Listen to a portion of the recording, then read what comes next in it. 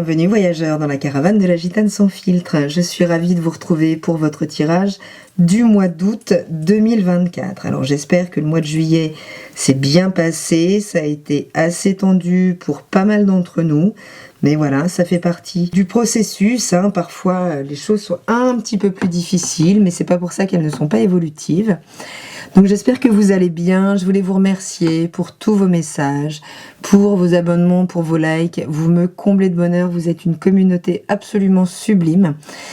Je voulais aussi donc répondre à certains d'entre vous qui m'ont demandé très gentiment comment participer donc à ma chaîne, puisque je vous offre du contenu gratuit un maximum. C'est vrai que j'adorerais pouvoir en donner toujours plus gratuitement, mais nous sommes malheureusement face toujours aux affres de la matière et je n'ai pas envie de vous vendre des extensions par mois. Donc c'est vrai que je fais des tirages, des vidéos qui sont très longues. Donc certains d'entre vous ont eu de la gentillesse de me demander comment ils pouvaient me soutenir. Eh bien voilà, je vous affiche dans un coin de l'écran donc la possibilité de faire des dons. J'ai fait un petit tuto parce que c'est pas forcément évident donc sous les vidéos YouTube.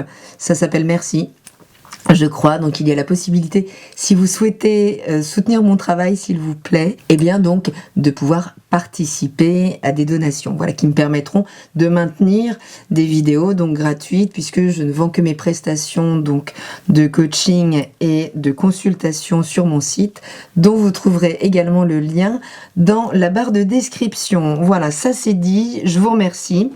Donc ce mois-ci, tous les secteurs de vie comme le mois dernier, avec une énergie début de mois, une énergie fin de mois, avec une carte événement.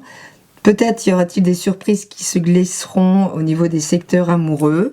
Il y aura également une carte conseil et nous découvrirons à la fin quel est l'arcane majeur qui viendra résumer les énergies de ce mois.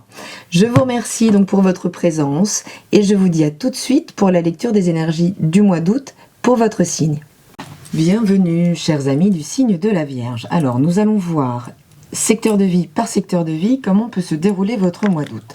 Tout d'abord votre maison 1, la maison de votre personnalité, de ce que vous montrez au monde. Alors en début de mois, bon écoutez, vous êtes particulièrement satisfait. Je ne sais pas si vous êtes en vacances, mais avec ce 9 de coupe, on est, c'est ça, dans la pleine satisfaction. On se sent abondant, on a ce qu'il faut pour être heureux et tout va bien. Et à la fin du mois, avec ce 2 de bâton, pour le coup, on évalue 2 situations en lien avec notre désir. Donc, ça nous ouvre le choix et c'est peut-être un mois donc, où vous pourriez avoir une énergie particulièrement rayonnante. On est dans l'énergie du lion pour ce mois d'août, donc vous êtes complètement en phase. Mais quand on voit le soleil comme ça, on nous parle de conscience également, c'est-à-dire peut-être de faire pleine conscience sur certaines choses. En tout cas, on ne se voile pas la face ce mois-ci et peut-être qu'on prend conscience de son pouvoir créateur. En tout cas, c'est ce que l'on vous conseille. Comprendre qu'à la base de tout ce que vous vivez, il y a votre intention et il y a un alignement entre cette intention et votre ressenti. Bon, écoutez, très bien. Maison 2, la maison des valeurs, celle que vous possédez et celle que vous vous reconnaissez. Alors, ce début de mois, hop, eh bien, ce début de mois, il peut y avoir de l'action. Il peut y avoir beaucoup d'action puisque ce 8 d'épée, ce 8 de bâton nous parle d'action rapide, d'opportunité, en lien avec vos désirs qui rentrent, vous voyez, dans votre vie très rapidement et on peut nous parler d'occasion, d'opportunité, donc matériel à saisir. Il faut réagir assez vite. Et en fin de mois, ok, on a une arcane majeure. En fin de mois, le pape nous invite à aligner justement nos désirs, notre volonté, nos émotions, notre mental. Le pape, c'est aussi celui qui est vigilant puisqu'il débusque le diable dans les détails. Donc c'est toujours une invitation à lire entre les lignes, à aller vraiment prêter une attention très puissante aux détails. Et s'il s'agit de votre projection, de ce que vous voulez voir, de comment vous voulez transformer cette opportunité, eh bien il s'agit de voir à long terme et donc d'imaginer la situation dans ses moindres détails. On parlait tout de suite du pouvoir créateur. En termes d'événements, bon, il pourrait y avoir une rencontre ou quelque chose, un événement donc en lien peut-être avec des biens également, mais qui vraiment vous réjouissent, d'accord? Mais il peut y avoir là, donc, il peut y avoir des rebondissements, des sursauts, mais plutôt réjouissants et surtout chaleureux. On est toujours dans la chaleur du lion ici. Le conseil, c'est quoi? C'est de prendre le temps de ressentir. Alors la famille d'âme nous parle de quoi? Il y a la famille de sang, celle avec laquelle on s'incarne, et il y a la famille que l'on retrouve. La famille, vous savez, ces personnes que l'on rencontre et instantanément, c'est comme si on les retrouvait, on les connaît depuis toujours. Il y a l'idée ici d'intégrer vraiment ce principe de loyauté vis-à-vis de soi-même et de remettre en perspective cette notion de lien. Hein, on est quand même dans une maison là où on nous parle d'héritage de valeurs également, donc de famille. Mais ici, on précise bien famille d'âme, pas forcément la famille d'incarnation. Il s'agit de pouvoir, si vous faites des rencontres ce mois-ci qui seront valorisantes ou qui apporteront de la valeur, concrètement, eh bien, vigilant à ce que ça fait résonner en vous, la puissance que ça fait résonner en vous. C'est-à-dire qu'il s'agit de suivre votre instinct, là, par rapport aux événements, par rapport aux rencontres que vous pourriez faire ce mois-ci, mais qui viendront vous valoriser. La maison 3, la maison du petit environnement, des formations, des frères et sœurs, du voisinage aussi, de vraiment tout ce qui nous concerne quotidiennement dans un rapport de proximité.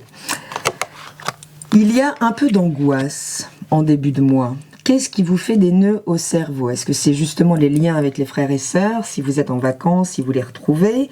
Est-ce que ça fait remonter des choses? En tout cas, les pensées n'alimentent pas les bons tuyaux, j'allais dire, d'accord, les bons canaux. Les pensées ne vont pas dans le bon sens, là, puisque elles vous font souffrir. Mais ça reste dans le domaine des pensées.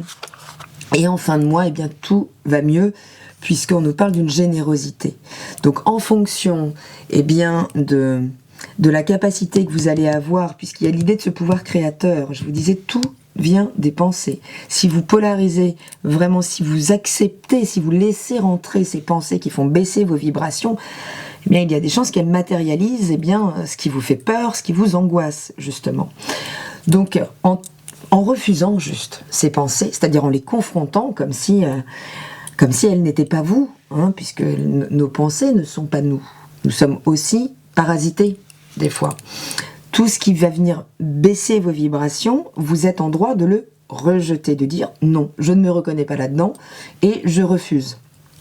Et je rehausse mes vibrations. Et c'est vraiment là, en entrant dans la générosité que vous voulez recevoir, que vous pourriez transformer les choses. On nous parle de rencontres, ici, de rencontres dans votre environnement de proximité ou dans la formation que vous faites peut-être. Et il y a quelque chose qui s'harmonise, on a une balance ici. Hein. Donc vos valeurs sont reconnues et ça vous rend à même de reconnaître les valeurs des autres. Ici, il n'y a plus de jugement. Mais on nous parle de rencontres. Et en termes de conseils, sortir des peurs, vous voyez, ces angoisses. Là, c'est leur dire non à un moment. Donc, entrer en rapport de force avec ça, ne pas leur laisser ce pouvoir sur vous. Ok? Donc, soyez dans la générosité, offrez ce que vous voulez recevoir dans ce secteur-là de votre environnement immédiat. On travaille ses peurs. Ok? Vous êtes plus fort que vos peurs. La maison 4, les racines, le foyer, le lieu de vie. Bon, il y a un fardeau ici. Il y a un fardeau qu'on aimerait bien déposer. Alors, est-ce que vous avez le courage de le déposer, ce fardeau? Il y a des responsabilités peut-être trop importantes, des choses qui sont trop lourdes et qui viennent vraiment vous oppresser, qui viennent mettre un poids ici aussi. Donc, qu'est-ce que c'est? En fin de mois, bien, en fin de mois, on pourrait voir les choses autrement. Puisqu'il y a ici l'opportunité, alors ça peut être à travers une idée, hein, quelque chose qui va nous permettre de revoir ses responsabilités. Donc ça peut être une envie de déplacement aussi hein, qui germe. Si vraiment votre lieu de vie est devenu trop lourd, eh bien il y a l'idée ici peut-être de commencer là à réfléchir à ce qui nous ferait vraiment vibrer. On est toujours sur cette idée du pouvoir créateur. Ouais, on est quand même en lien avec le foyer, la structure, la rigueur, d'accord? Il y a quelque chose là qui est trop lourd dans ce que vous vivez. C'est bien de prendre des responsabilités, c'est bien d'en être conscient. La rigueur, vous l'avez, ok? Donc ça pourrait effectivement être en lien donc, concrètement avec votre maison, votre lieu de vie. Il y a quelque chose qui est trop lourd, mais pas de panique. En fin de mois, vous aurez les idées pour pouvoir transformer ça et sans doute déposer ce fardeau. Et on vous parle de la puissance du cœur ici. Donc c'est d'être à l'écoute. D'accord? Donc ne pas prendre plus sur vos épaules concernant le foyer, la famille, les racines, d'accord, que ce qui résonne vraiment, que c'est savoir se remettre au centre, ce qui n'est pas toujours évident pour vous, les vierges. Maison 5, la maison de la joie, des plaisirs immédiats, des enfants, des rencontres amoureuses. C'est pour ça qu'il y a une carte amoureuse qui se cache dans le paquet.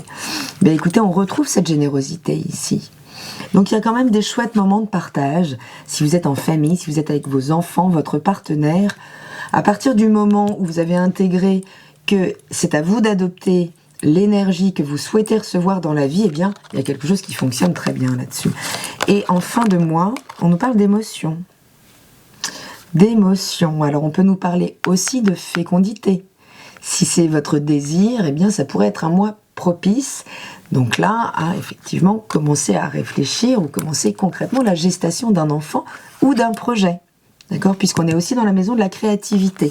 En tout cas, vous serez particulièrement inspiré. En termes d'événements, on nous parle de la maison aussi ici. Donc on peut nous parler juste de la sécurité, concrètement, mais il y a l'idée de cultiver en soi aussi la joie. D'accord? Ça correspond complètement à l'énergie du lion qui vous dit « crée ta propre joie, n'attends pas que l'autre la porte pour toi ». Et ici, on a la fuite. Donc, est-ce qu'on a quand même, il y a quand même l'idée là de s'évader de quelque chose qui est lourd, en lien peut-être avec le lieu de vie. Mais on peut s'évader, c'est aussi simple que ça. Hein, il peut y avoir des rencontres là, qui peuvent être vraiment... qui peuvent vous nourrir en fait émotionnellement et vous permettre de vous évader de situations peut-être moins agréables et vous retrouver, soyez dans la fluidité. Voilà, restez souple. Restez souple et vous pourrez finalement saisir la joie de l'instant. C'est sans doute ça qu'on vous conseille ici. Hein. Vraiment accueillir le mouvement de la vie et pouvoir en extraire ce qui nous convient à chaque moment. La maison 6, c'est donc la maison du quotidien, là où vous prenez soin de vous, soin des autres, y compris de vos collègues, hein, puisqu'on parle aussi de l'environnement qui nous permet de gagner notre vie. Bon, écoutez, on a du sang-froid ce mois-ci. Voilà, en début de mois, vous avez du sang-froid, vous maîtrisez vos émotions, vous ne vous noyez pas dans un verre d'eau, et tant mieux.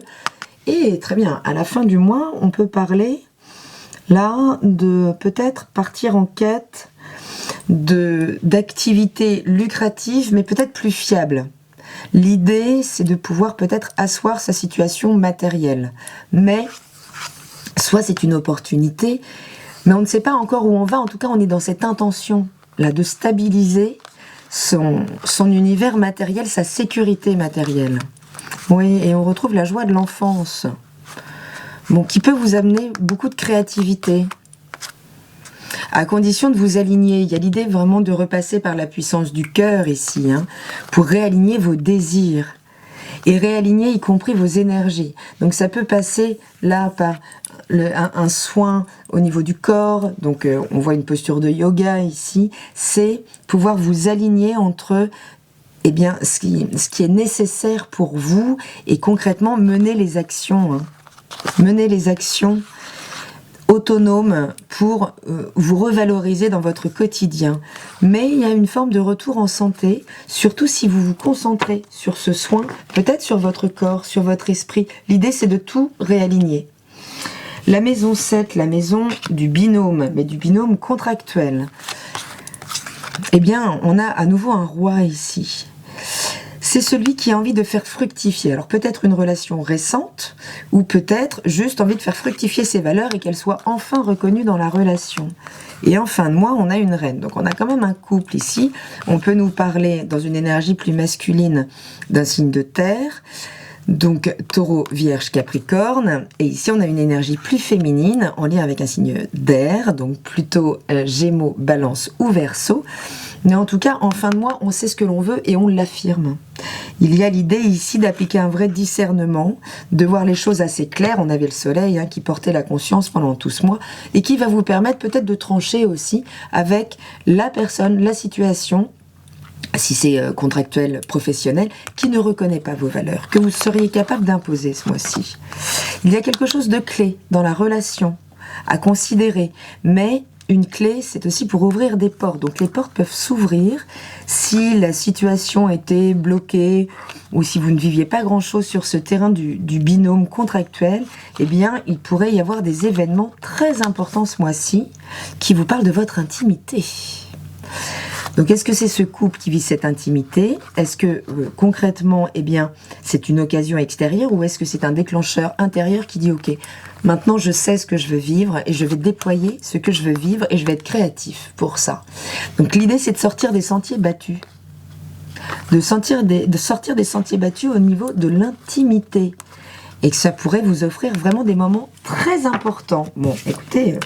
Plutôt chouette. Maison 8, la maison des grandes transformations, la maison de tout ce qui nous est occulté, que ce soit au niveau de la conscience ou au niveau concrètement eh bien, des événements ou des gens qui pourraient porter des secrets.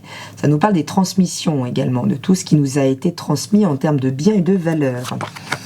Bien, voyez, c'est ici peut-être que se porte la pleine conscience. Donc peut-être vous décidez ce mois-ci, vous profitez peut-être d'une certaine période de mise en retrait, on va voir comment ça se passe dans la maison 12, pour éclaircir vos zones sombres ou les zones sombres de votre environnement, en lien peut-être avec vos racines, avec ce qui vous a été transmis.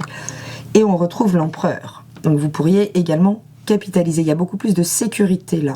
À partir du moment où vous mettez en lumière certaines zones sombres, justement en lien peut-être avec votre insécurité matérielle ou affective, eh bien ça vous permet, à travers cette pensée créatrice aussi, de retrouver beaucoup plus de stabilité et d'ancrage en fin de mois.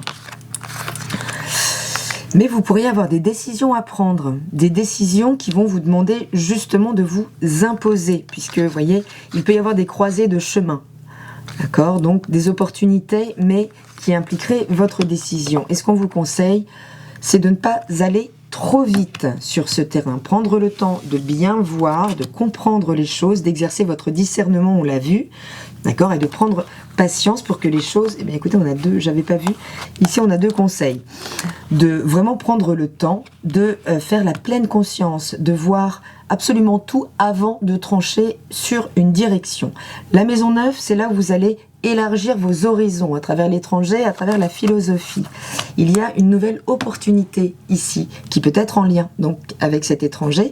Il s'agit de ne pas aller trop vite non plus, puisqu'on va étudier la possibilité. Mais une opportunité peut-être de vous revaloriser aussi, donc à travers des études, des hautes études, un voyage, mais peut-être une opportunité concrète, matérielle. Et en fin de mois, waouh, c'est hyper fluide. On a une arcane majeure qui n'est autre que celle de l'étoile et vraiment qui parle de votre reconnexion, là, d'une grande connexion à votre intuition. Formidable. En termes d'événements, ouais, je vous parlais d'intuition. Okay, donc on peut être en lien aussi avec le féminin. Donc beaucoup d'émotions, peut-être l'idée c'est d'accueillir vraiment ces émotions qui pourraient vous guider dans la bonne direction. Et vous apporter les bonnes choses aussi. Avec l'étoile, on s'amène, on attire vers soi des synchronicités. Et les conseils, vous voyez, je vous parlais de synchronicité. Plus vous prendrez de la distance par rapport à ce que vous vivez peut-être aujourd'hui, plus vous élargirez le cadre, plus vous attirerez les bonnes synchronicités. Formidable. Bon, il est sympa ce mois d'août. Au niveau de la carrière, des ambitions, qu'est-ce qui se passe ? Eh bien, il peut y avoir du grand changement. Alors, soit qui vous serait imposé, d'accord, ou on arrête un contrat, quelque chose, tout simplement, qui arrive à son terme. Mais ça peut être vraiment vos ambitions, là, qui sont complètement en train d'être revues. Il y a des choses avec lesquelles il faut trancher, ça n'ira pas plus loin, et il y a peut-être des choses à transformer. On est quand même sur une énergie assez importante. Et en fin de mois, on vous invite aussi ici à la patience. D'accord. Ce 7 de denier, là, il parle d'une forme d'accomplissement. On a été au bout de quelque chose et il s'agit de laisser maturer maintenant les choses pour, eh bien, assez vite, récolter le résultat de notre investissement. Il y a un vrai retour en santé.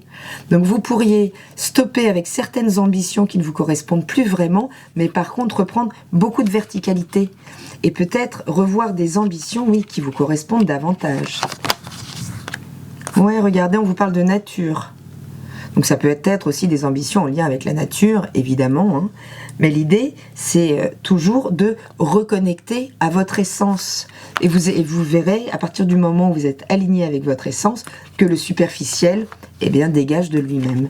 Donc écoutez votre nature profonde. La maison 11, la maison des réseaux, des amitiés, de tout ce qui nous relie en termes de valeurs. En début de mois, bon, on est épuisé. Alors, est-ce que vous avez fini justement là un projet qui peut-être vous laisse un peu sur votre faim? Vous êtes content, ça fleurit, mais ça a été dur. Ok, ça a été dur. Et peut-être ça vous a laissé voilà, une certaine amertume, une certaine rancœur.